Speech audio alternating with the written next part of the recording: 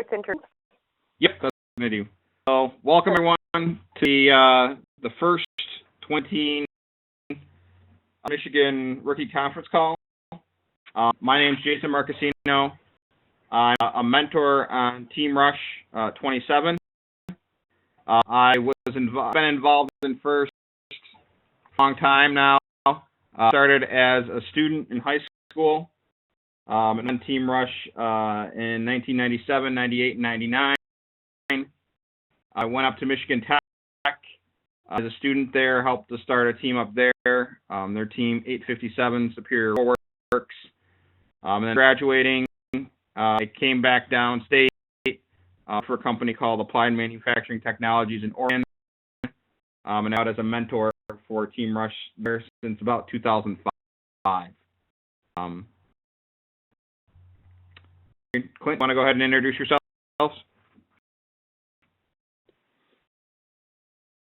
Yep, my name is Brady Bollinger. I'm a mentor for Team 2037 out of Grand Blanc, Michigan.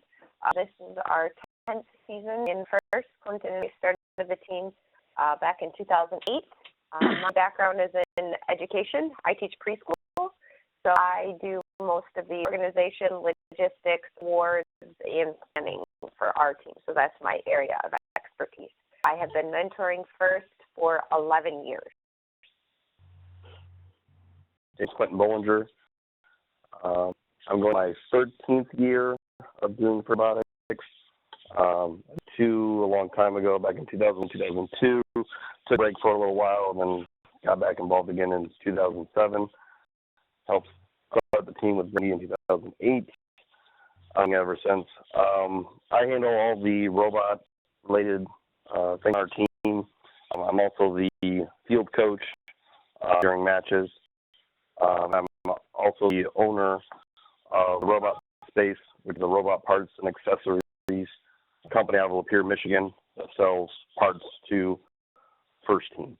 So that's me.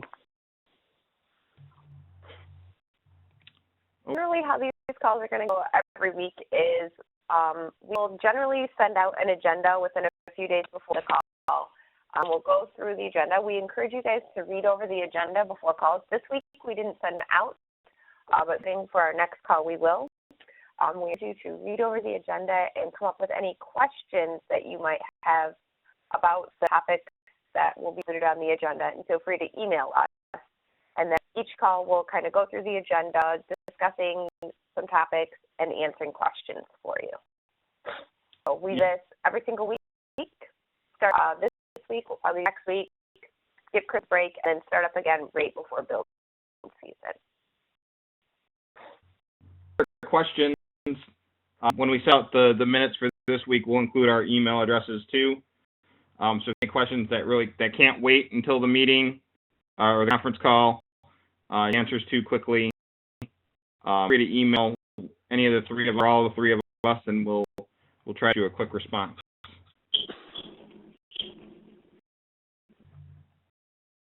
Okay. Perfect. These calls basically are designed, we're going to walk you through the season week by week. And Clint and Kyle, when she comes on the line, and we remember what it was like to be a rookie team, although Team Rush, you guys have been around for what like 18, 19 seasons now? 20? Something. This 20 seasons. 20 we're going into. 20 or going wow. into. Yeah. So guys, right now we're working with about 30 years worth of team experience between us that are hosting this conference call. Just as how long our teams have been around. And we want to let you guys know that you are not alone. Being a coach of a robotics team can be a lot of work, but it can also be very, very rewarding. And we want you guys to not feel like you're alone and kind of go into this with skills and knowledge that's going to help you make your season more successful and less stressful. So provide you guys with resources. We will walk you through mechanical, we'll walk you through electrical, we'll walk you through team management, we'll walk you through pretty everything that you need to know. And if you come on these calls every single week, I guarantee you that you will have a much less stressful season. A lot of teams who've been on call in the past have really said that they've made a big difference for their team, and the ones who join later on in the season say they wish they would have been with us since the beginning. So if you are a rookie team or you know some other rookie teams that aren't planning on the calls, I would highly recommend that you continue to come. So we're planning on, so we're recording the calls right now. I'm usually pretty good about getting them out, either the next day or the day after. So for some reason you miss a rookie conference call, catch up. I do post them to YouTube so you can get on and at least listen to over.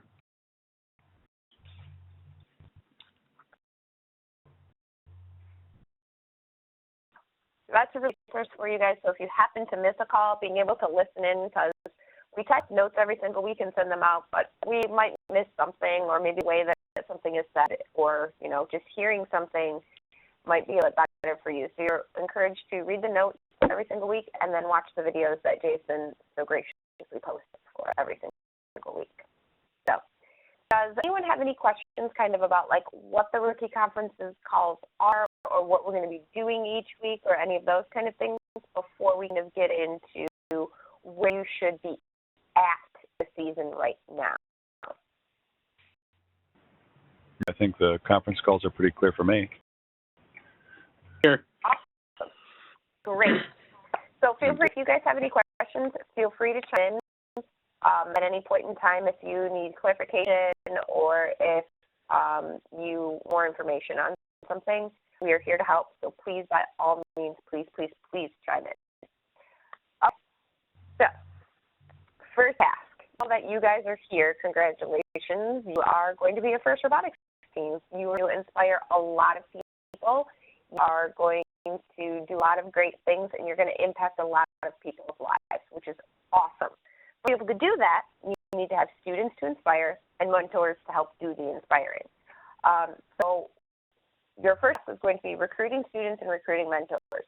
For some of you, this might already be done. You already have a team of students made up, but some of you not have anyone yet, or you might have no idea that watching or who you're working with or where you're doing it, and we're here to help.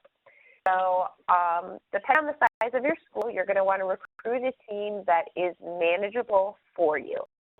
There are some teams that have 6 students, and there are some teams who have 106 students on it.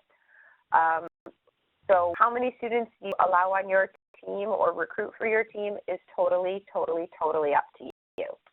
On our team, we usually run about 30 students, give or take you. This year, our team is going to be at about 34 students.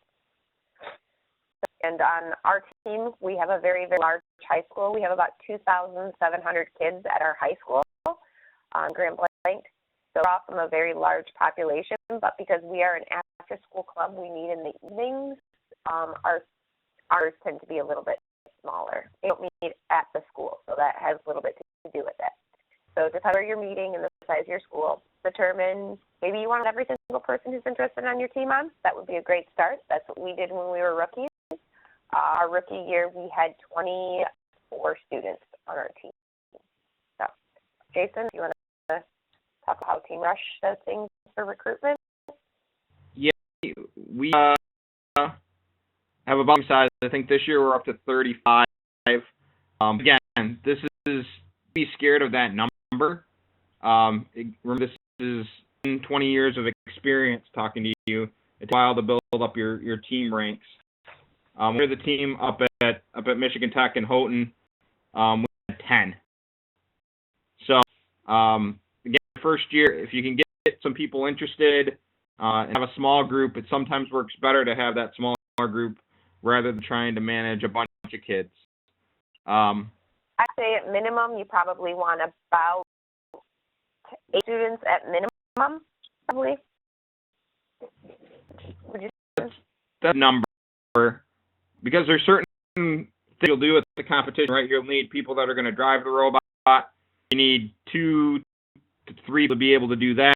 And other things that go on during the season that you would need a couple other people. So I guess technically the bare minimum would be one person that just drives the robot, Drive team is considered 3 people normally, 2 drivers, and then a So the human minimum player. would be, I'd say 3.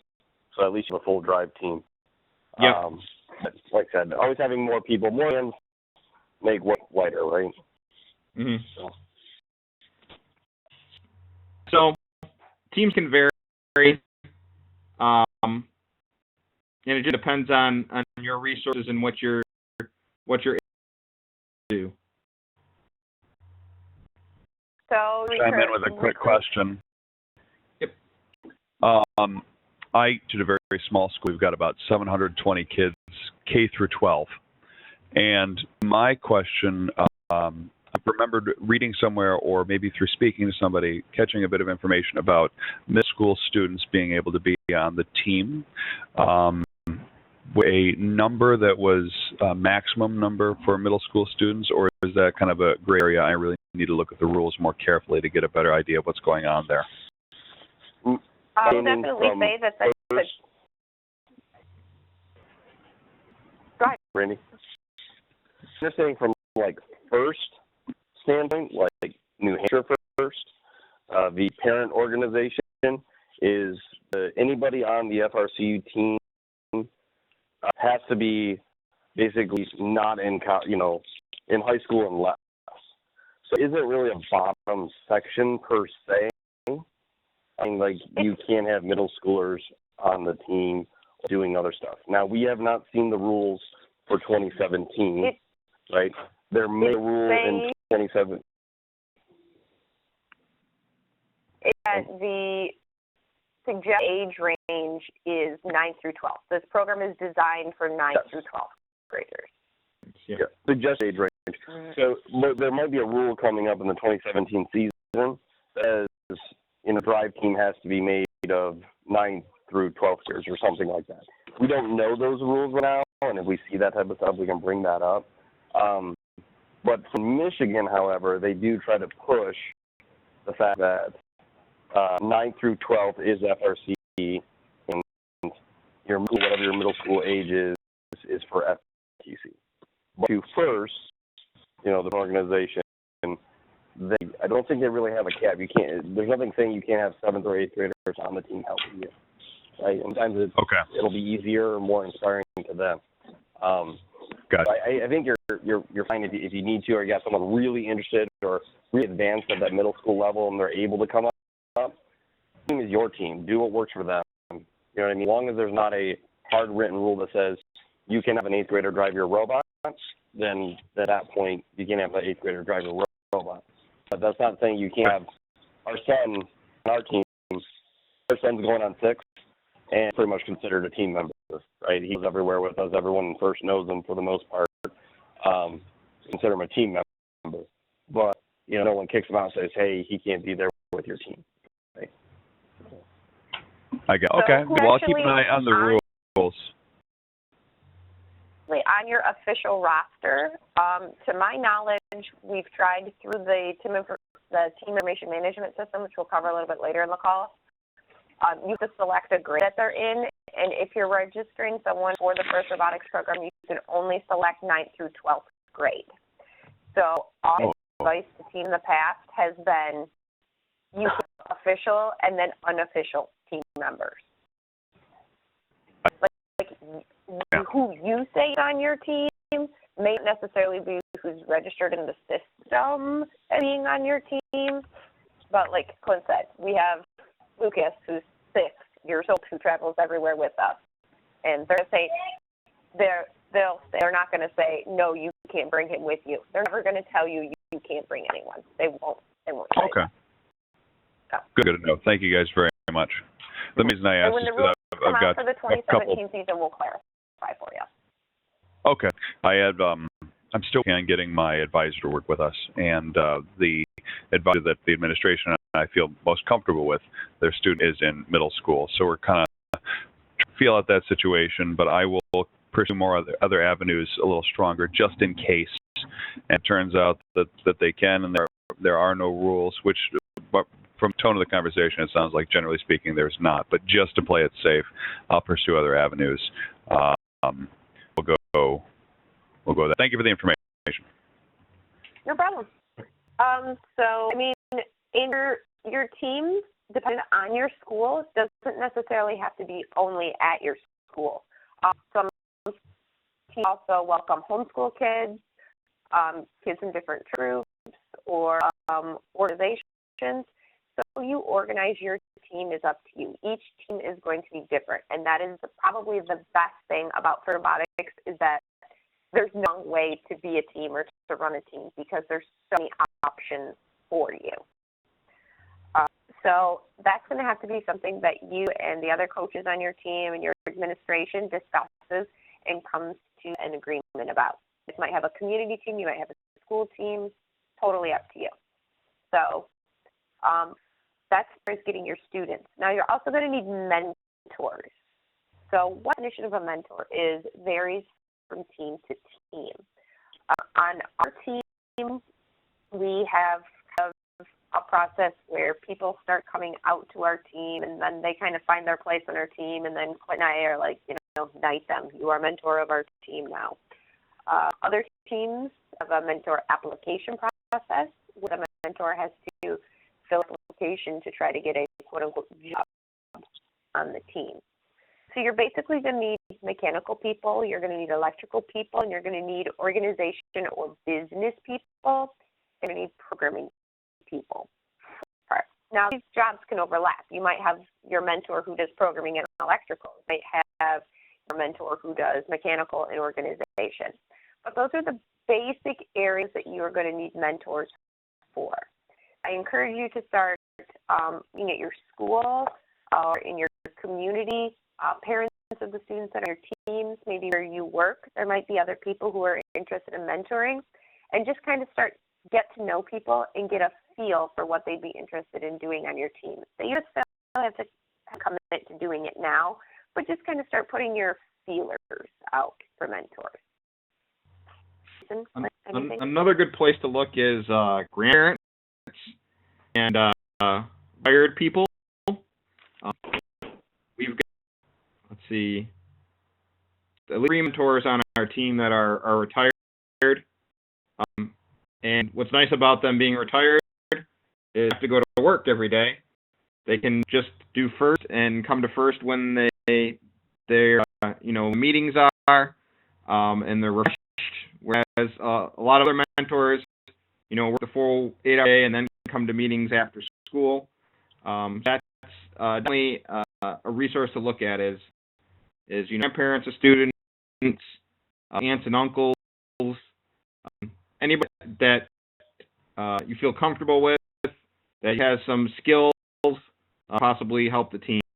And we talk about mechanical, electrical, programming, management, and organization. Those are categories. Any could help. Stuff that you don't necessarily need a specified skill set for. So I wouldn't turn people away if they don't have that kind of a background. Finding where you can utilize them the best. People will walk up to you and be like, I will help. What do you need to do? And you'll be like, I don't know yet. And that is a perfect acceptable response. So having something ready to be like, yeah, we're going to need like mechanical people, like electrical, programming people, people to do like team management tasks. And then for you to be like, oh yeah, well I have a degree in business. And you to be like, yes, you're on board. Or I'm going to be like, I'm really good at cooking. And you're like, yes, we need to eat. So having those people to just be there, help you is crucial to your success. And some teams have lots of mentors, and some teams only have 2 or 3 mentors. And depending on your team size and your team dynamics, both of those things are perfectly fine. Perfectly fine. What to do is one thing that we do on our team is we have an application, team or emergency contact information, that kind of stuff. Is we have the students down their name and their profession and where they work. Right? Because that can be helpful in 2 different ways. One, you might find out that one of the parents, that is a mechanic, or or there was an engineer at a company or something like that. So you can try to get them to help mentor a specific portion of the team, or try to get some additional sponsorship for the team through those companies. So that's really a good avenue of where to start. Most times, I think on most teams, people get mentors because their parents, and every once in a while you'll get a mentor that is just there to help mentor, not actually a parent of a student.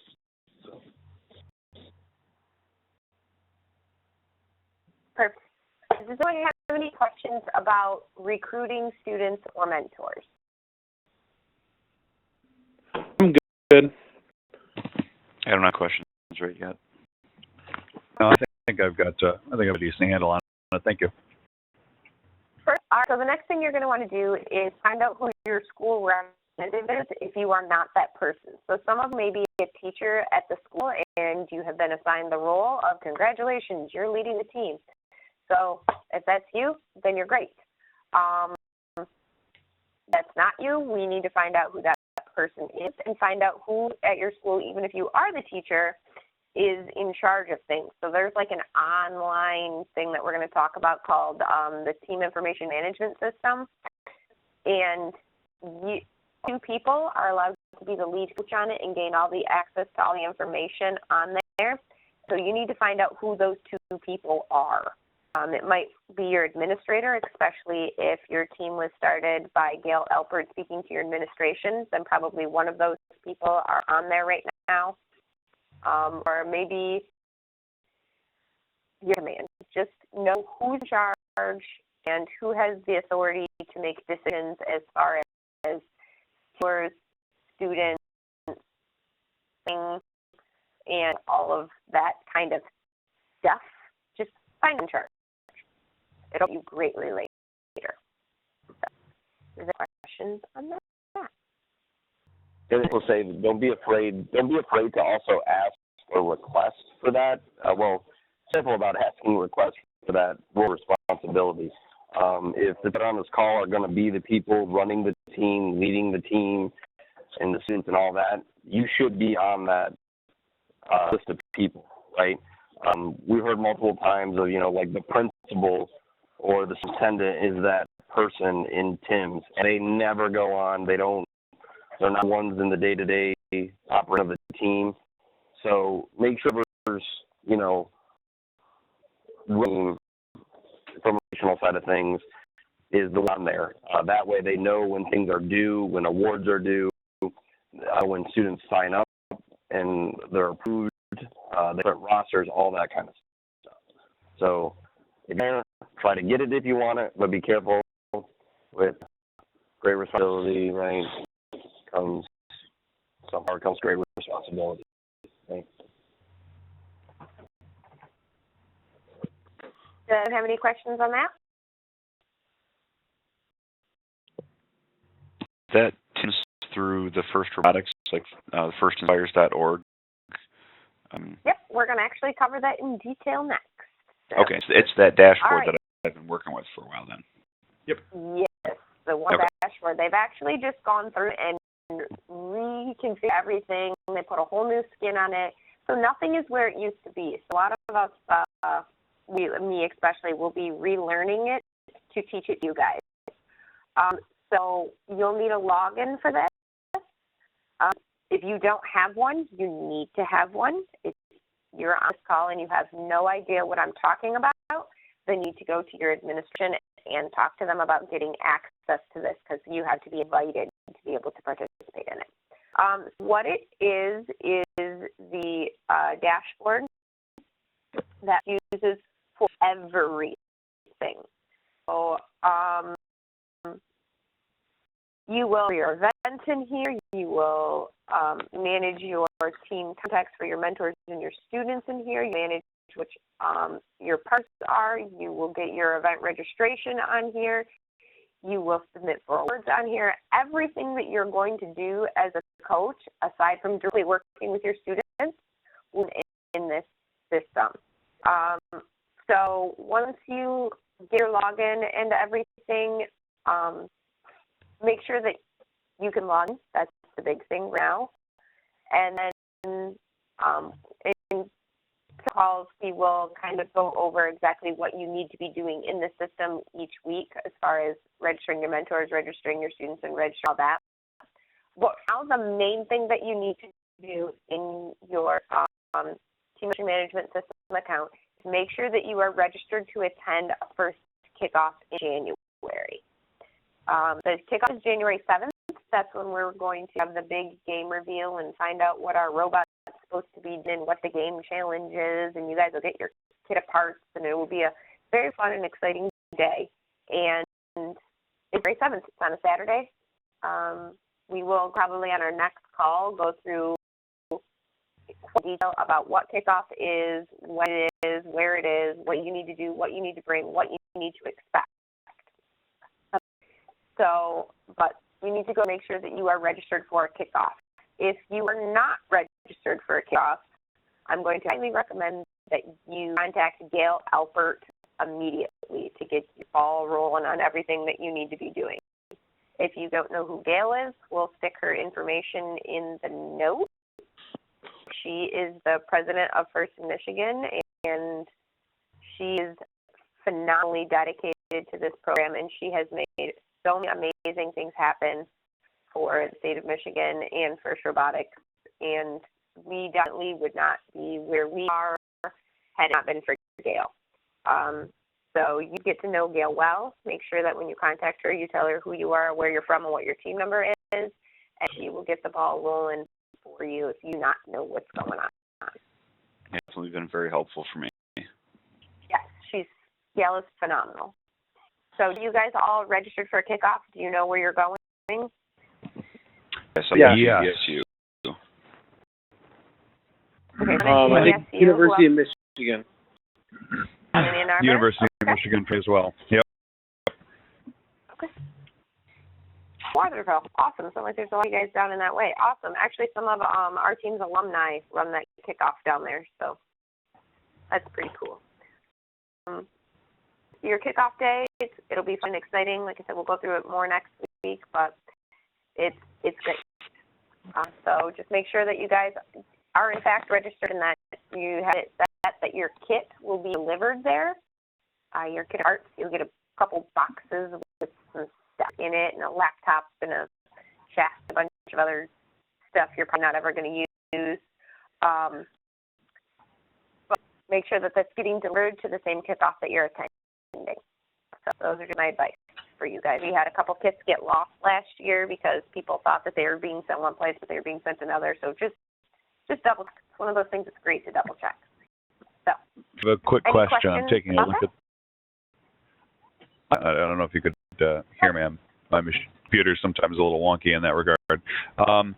For my kickoff, it says that I'm registered, but the checkbox it says, "Will you be picking up your kit at your local event?"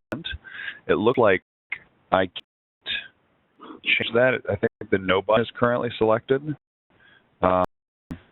I think my yes button is white and my no button is black, but I think that the white yes button means it's selected. I have the wondering if kickoff. Maybe Same way. or is it attending a broadcast that's not a kit distributor? No, ours is the same. Kettering. It doesn't let you make any changes. The button grayed out. So I'm making that same assumption that yes button being grayed out, or it's actually white. If you look really, really hard, it's like white background. You can barely see it. So I think it does mean that you selected that you would be attending the kickoff, what your location is, your number of people, and then will you be picking it up. So you've got what looks blank box next to the box. I think that you've said yes. Probably Is means that that means that because there's some kickoffs that kits don't get delivered to, that they only get delivered to certain places. So my guess is if you're attending a kickoff that is a distribution center that don't allow you to have your kit anywhere else. So you're sending a place where the kids and the kids come together. Because some places, like, for example, there's like a kickoff in K-Pack, but they don't have kits delivered there. You have to drive to Flint to get your kit. So. Okay. Who would I contact to double check to ensure that my kit's going to be there? Because the white attending the attending kickoff question, the yes is whited out as if it were selected, but the will you be picking up your kit at your local kickoff event, the no appears to be selected. Who would I contact to verify that we're going to actually have a kit when this event starts? We'll send an email to Gail because it seems like a lot of you guys have the same question. So we'll send an email to Gail. That way we can kind of answer everybody's question at once. That way Gail doesn't get 6 emails with the same question. I mean, first in New Hampshire also. I mean, their customer care, if you will, team support is pretty good too. It's your first year. It's better to ask questions and to say, hey, is this right? Is this what's supposed to be going on? I would ask them, right? I'm trying to think. I call them and see, because it could be one of those situations like Brandy said, that there are some events that do not for you to pick up your kit because they don't deliver to that location. So through Checked Ours too, we're going to catering and attending kickoff. Ours is white for yes, and really picking up your local kit at your local event, it's white for again, not white for no. So if it's white for no, I would call first and say, hey, do I switch locations? Do I need to go to a different kickoff? What do we do to get our kit? All that kind of stuff. So I would contact first because I don't know which one you said. Yeah, are you attending? Attending the one in Ann Arbor. Okay. Because we've already submitted ours, I can't change anything. It doesn't let me say oh, let's switch to Ann Arbor. It's because we already submitted it. So yeah. I would contact them in the morning if you can. That's what I would do. Yeah. Honestly, a 5-minute conversation with first, and they go, oh, no, it's messed up. Your kid will be there. Don't worry. Let's go in the system and change it. You know what I mean? I would call them in the morning. Gail's not going to be able to do anything of that. All she's going to do is call first and do it for you. So I'd contact her. I'll give them a call then. Yep, sure.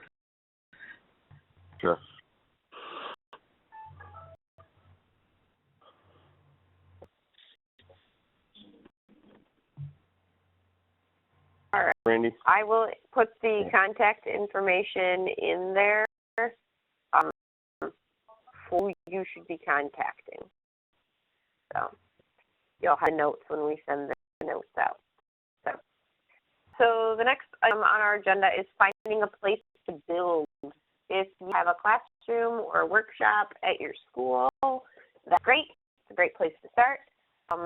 We have chosen since our rookie year, we build at a local machine shop. We don't build on campus. That's our choice to do that. It's basically going to be whatever works for you. There are lots of teams who do both things. Our school, because neither Clinton nor I are employees, they wouldn't grant us permission to use the space at the school for insurance purposes. That's why we decided to meet off campus. Places like homeschool associations or church groups or private schools that might not have the resources.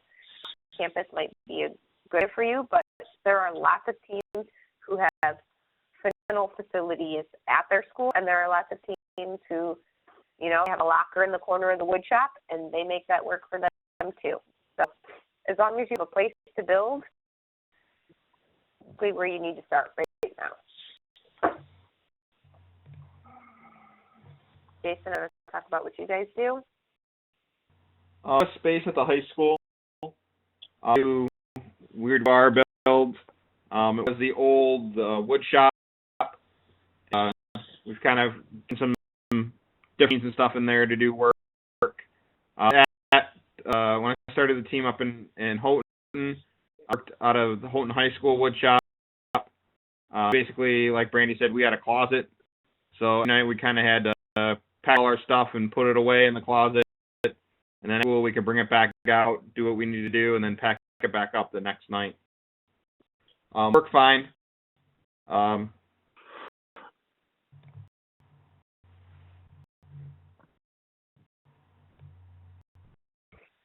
Yeah, what, based on your town and based on what's around you, what resources are available to you, of what you need to do, and just kind of, but for now, just find a place, basically. There's benefits of both, by the way, too. So, like, if you meet a school, you have to abide by their policies and procedures, right? So some schools say, hey, everyone has to be out by 8 o'clock or something like that. So you have that downside is that you're limited to how you can be there, when you can be there. Maybe they don't let you go in on weekends. If you decide, there can be benefits of being able to go there whenever you need to. You go there, till 10 o'clock, 11 o'clock at night, work on weekends and stuff like that. The side of meeting all days now, for recruiting purposes, your students have to leave the school to go to this other build facility. So something can be a hurdle that you have to overcome to get the students to know, hey, we don't meet at the school. Right after school, we meet at this facility office at 6:30, right? So you get all of those.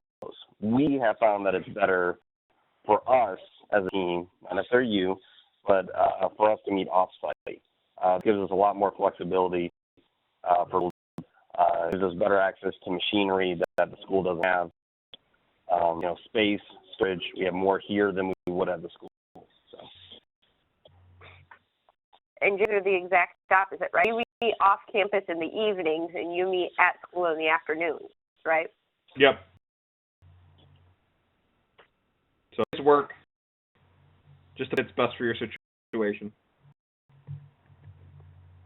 Good questions about finding a place to build if you don't have one, or if you do have one, do you have any questions about whether or not it's a government for a team? I think I might have a question. Right now I'm planning on using my classroom because I have a science lab. But how much space does this kind of take up on a regular basis? Is it something I can put in a closet and then pull back out, or because you were saying that you would someone was doing that in a way, is that still going to be something I can still use my classroom your with? First year, that might be achievable to do. Okay. As you grow, you gather more and more junk, if you will. Right? You don't want to throw that old robot away, that type, that, whatever. You might start getting access to computers that you need to have set up, jobs, whatever. It depends on how you grow. You get a toolbox, you'll get more tools, materials. You'll get a pick cart, So this year you might be able to do it. As you grow as a team, my suggestion is try to find a place you can call your own, where you don't have to load everything into a closet every night and then clean up and then pull it back out. The other thing is you're having a limited amount of time. I think it's like 45 days, right? 6 weeks-ish. 20 minutes to pull everything out of the closet to work on it, and then take another 20 minutes to put everything back in. That's 3 minutes worth of time you could have been working on the robot that you did because you had to pick up and set up, right? So your first year you can do that.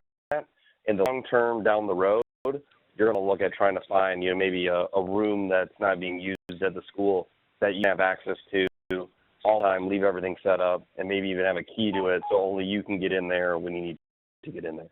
Okay, thank you. Other questions? Yeah.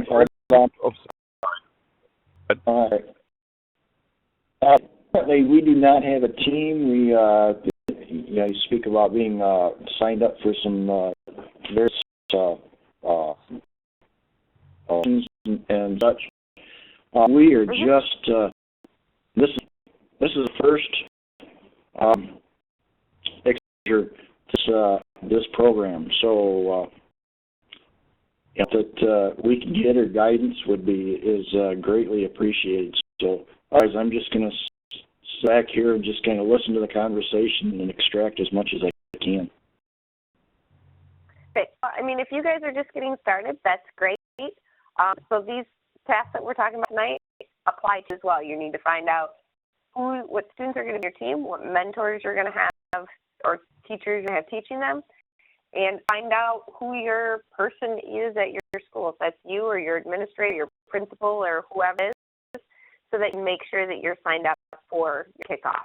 So you're going to want to make sure that you have someone, even if it's just a couple of kids, put together before Christmas break or winter break, whatever your district calls it, because kickoff is January 7th, which is the first weekend back after the year.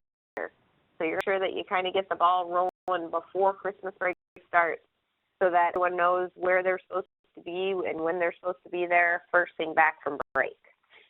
So I would urge you this week or next to meet with administrators so that you can set everything up to get some care.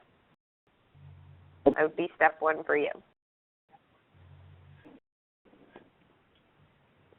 I have a quick question about venue choices. Sure. And that was, you talked about meeting in an outside facility because of machinery that was available to you.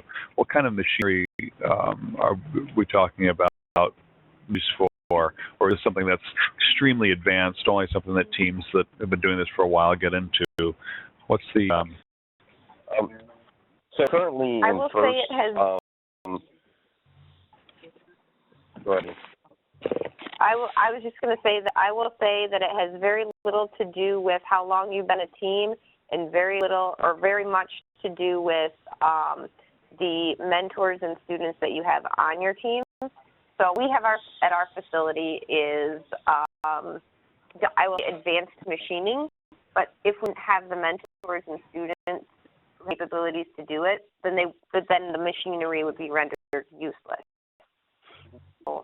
I'll say as a rookie team, you probably want to try to ease into this and not be like, we're going to machine everything ourselves. But go ahead. The thing I was going to say was that first, nowadays compared to, we'll say back a long time ago, is first a lot more accessible now in terms of being able to build a competitive robot that play the game and achieve some objectives without need of having, high-end machinery, right? Where people machinery to make gears and sprockets and all this kind of stuff. Well, now, with the advancement in the robotics, if you will, there's off-the-shelf items that you can purchase. There's transmissions that you can buy that are designed, tested, and proven to be rock solid. There's wheels, there's gears, there's tubing, there's gussets. There's all these things that you can use. When you do that, it is things that you would need to purchase, so you need to have sponsorship to buy those things to maybe not having access to machinery. However, also, if you keep it simple and come up with a very simple design and simple strategy, you build stuff with what comes kit parts and maybe going to Home Depot and buying a few pieces here and there and make a very simple robot for keep. As long as you understand your team's capabilities and resources, you understand that to be able to set the goal for your team when you're building your robot. So, like hand drills are going to be very common. You can build a robot with hand tools. As your team grows and gets more experience and access to your community that has mills and lathes and that kind of stuff, you can start expanding outside of that and growing as a team. The year, I highly, highly recommend just use the kit apart chassis. Don't think about building your own chassis and designing it yourself, and just use the kit apart chassis. It's very good. It comes in the kit. You have all the pieces. Work on the other parts, which is like interacting with the game pieces or field objects, that kind of stuff. Spend time and effort on that. So I don't know if that answers your question. Like, you don't need machinery, but there are teams that use it, but it's only once they're ready to use it. Yeah, no, it helps out a ton. That's a lot of really good information. Especially what comes in the kit is basically enough to get going, and the extra materials are only if the team ready to kind of expand beyond comes in the kit. Yes. Thank you. we in the kit, they give you, Yes, the kit gives you the ability to move around the field, right? But usually never gives you a solution for hitting or scoring with the game piece. Centers, you can just score with a chassis. You can just drive from point A to point B, and you can get points. Some years you have that. So they'll give at least that to get up and running. There are workshops available the day after kickoff, quick builds of the state that let you, even the day after kickoff or the day of kickoff, you can leave a moving chassis because teams will help you build or walk you through those steps. So for things like trying to find a facility and you've got two places that are of, convenience, but one of them has machinery and one of them doesn't, don't necessarily dismiss the place that has machinery because you think, oh, we'll never use that, or don't necessarily take the place that has less machining because, you think you won't ever use it. Just weigh options and, for the future maybe, but don't necessarily think that you have to have that resource available to you. There are very successful teams who build, like Clint said, with hand control.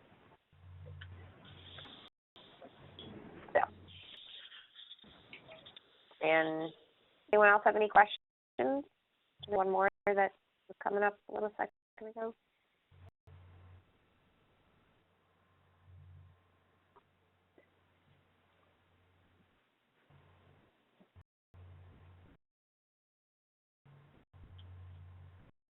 Last thing we kind of wanted to touch on is first choice. We're not going to go real deep into this. We just wanted to make you familiar with this because this is probably a phrase that you might hear a little bit. It's first choice. Jason, Clint, you want to cover this? Yes, I'll cover it first, I guess. Go ahead. So, go to the website. There's links on first, but the website is firstchoicebyindymark.com. It's a really long website, I know.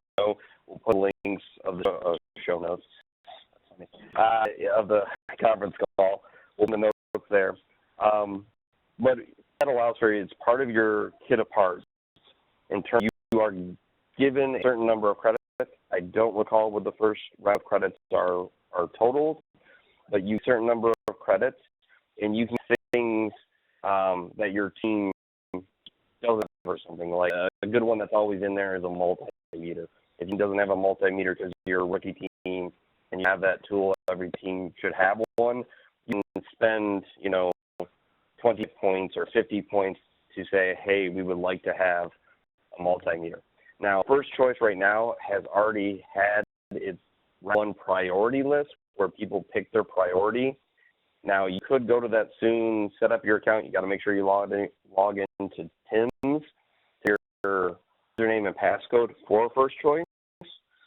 Coupon, gift, button, dashboard that you click to get that First Choice username and password. Passwords and voucher codes. Yeah, there you go. So when you log in, you set priorities, and then you submit it, and then what they'll do is they'll rise everyone in first, and they'll say, okay, team, whatever team was number one in the randomization, what's your number one priority? We're going to give that to you. And then they on everyone's list until all the points are spent. Now, once the kick happens, you'll get points and more items will become available. Sometimes game pieces, so they'll give you one in your kit. If you want an additional one, you can use your First Choice points, additional game pieces. A lot of times the stuff to spend your points on are things that have high value, right? So something like a Victor SP, which is a speed controller, you probably put that type of items high in your priority. A multimeter, it costs, can cost money, you want that high. I not recommend putting bearings, shaft collars, and stuff like that your priority because if you're going to use that bearing, or maybe the bearing that's on First Choice is an oddball that no one in First uses. One company gave 500 of them to First, and here, give these to teams. So I'd be cautious of getting bearings and shaft collars. I think like 10 different anodized colored shaft collars this year in First Choice. I don't know why you would spend points on that. That's me, I'm blunt and honest. The power distribution boards, pneumatic control modules, there's electronic devices are usually the stuff to spend your on, because you use that on every robot. You can use as spares, right? And they cost quite a bit of money. And if you look at the points versus dollars, it's really the best bargain. Those types of things. What I had to do and we will tomorrow we will maybe is we overwhelm you with all. You do not need to remember all of this right now. Clinton is giving a lot of really great advice, and we will include it all in next week's call and next week's notes about what's kind of your good value for your money, because the first list is already passed. So yeah. Right, we won't even be able to get in until after those there. Yeah, but what's going to happen, I think, on the 13th or the 12th, once priorities are done, it becomes an open market. So first come, first serve after that. So they use the priorities to try to moderate and make sure that, someone with a fast internet connection doesn't do expensive things, right? So they do the priorities in the randomization of that. After the 12th or the 13th, until kickoff, round one is at a open market situation where you can go and spend as many points as you want. Maybe you want to save some of those points and you don't want to spend all of them to see if, maybe extra points can be spent on things after the kickoff. But the only things that get added after the kickoff are game pieces. A lot of the other stuff's already on there because it's not game specific. Do points roll over from year to year? No, for that season. At some point, you have to just spend them. Again, try to spend them on things that you will use year in and year out. Not try to get them. Like I said, game pieces are kind of nice for some people because they want 2 game pieces, which is good. I think the game pieces are actually the value usually isn't the best for game pieces. Sometimes it's cheaper just to go buy the game pieces from the source. Maybe that's Andy Mark, or maybe that's another. Maybe you go to Walmart and you can buy the same game piece, depending on what it is. But let's spend it at some point. And you can fill up your wish list of items pretty quick with things that are reliable and, like I said, can be used every year. Usually try to make a little list, a rookie list of what I suggest rookies to get with their first choice points based on, knowing what typically comes in a rookie kit, and some things you might want. Like I said, some of them I've already named.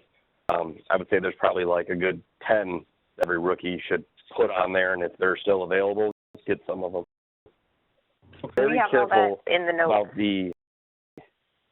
About the niche unique items, right? Be careful about the linear slide, and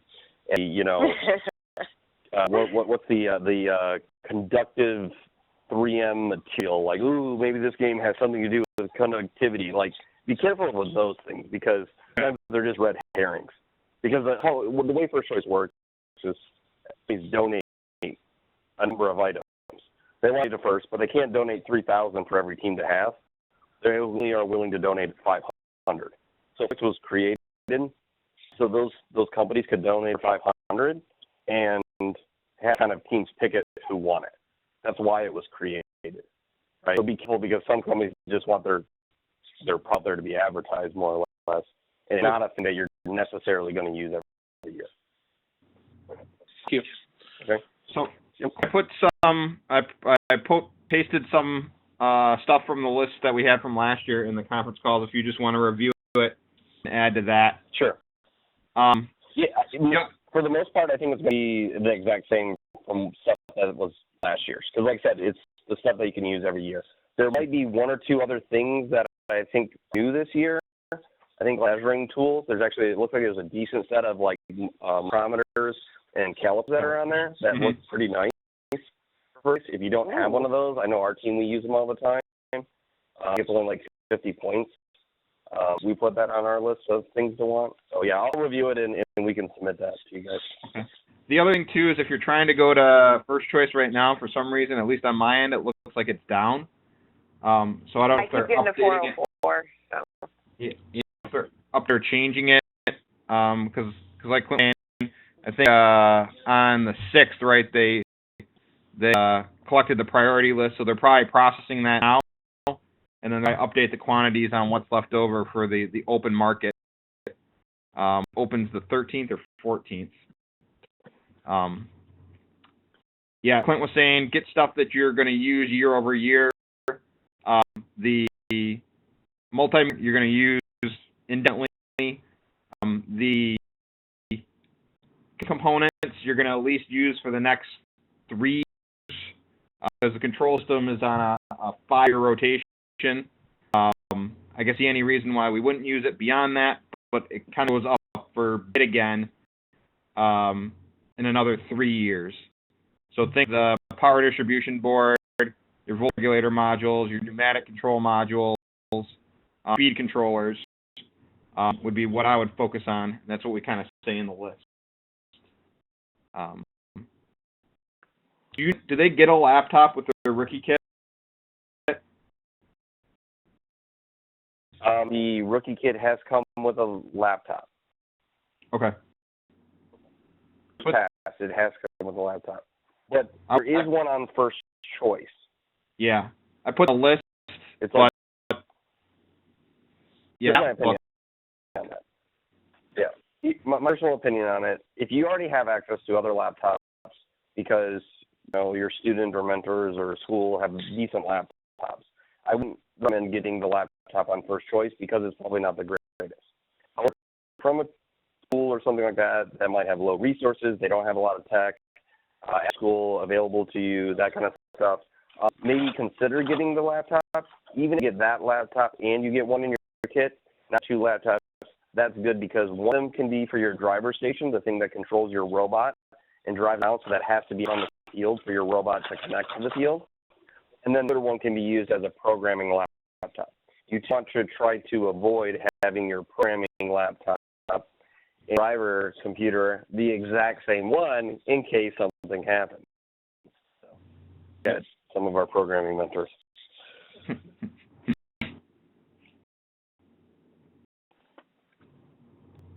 Basically, that's what we for you guys so far tonight. We usually try to keep the calls at about or under an hour.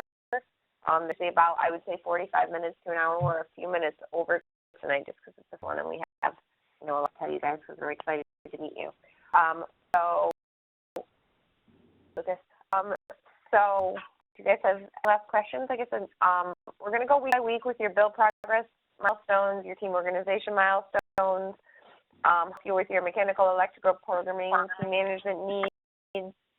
We'll go through probably next week required and recommended tools for build and competition season, so you can start looking into those before you guys take off with building your robot. And we'll go through a lot next week about what is kickoff and what you need to do to get ready for kickoff, and talk about day after kickoff workshops or day of kickoff workshops that are available for you guys. So do you have any questions aside from that? For now. Okay. I think I'm good. This is all those processes that we learn as we go, right? Exactly. We are here to help, so don't be afraid to ask questions. There's no such thing as a stupid question around here.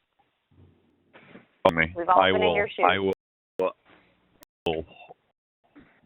Smart comment. Thank you. Only inquisitive idiots. That's all. No kidding. Just kidding. So if you guys have questions, we'll include our email addresses in the notes that we'll send out. And feel free to email us if you guys have questions. We are here to help and here to make this a successful and stressless season for you. So you're going to send out notes. Are you talking about emailing them out, or are they going to get posted in this Cisco WebEx thing? They're on Google Drive. Okay. Just a link to them through Google Drive. Yeah. Do you have my email to share with me, or? Yep. Okay. So yeah, I think we got email log into WebEx. Out an email that you email the invite to the conference call on. Perfect. Yeah, we'll just have her send all that out with next week meetings, information to sign in. We're actually gonna put next week's meeting back to 6 o'clock. Hopefully that doesn't affect you guys too much. I'll go 6 to 7. If that's Yeah. 6 to 7 next week. That should work for me just fine. Yeah, okay with that. all right. If you guys are good, that's probably the meeting cadence that we'll go on. So we can get through this stuff, and if we go over a little bit, it's not get too late into everybody's night. All right, well, thanks so much for joining us this week, especially on such short notice. We look forward to getting to know you guys all during the build season, meeting you guys at competitions. It's going to be an awesome season. The time to meet with us, and yeah, we'll talk to you guys next week. Appreciate your time. All right, Thank have you. a great night. Bye. We're going. Thanks, you guys. Bye-bye.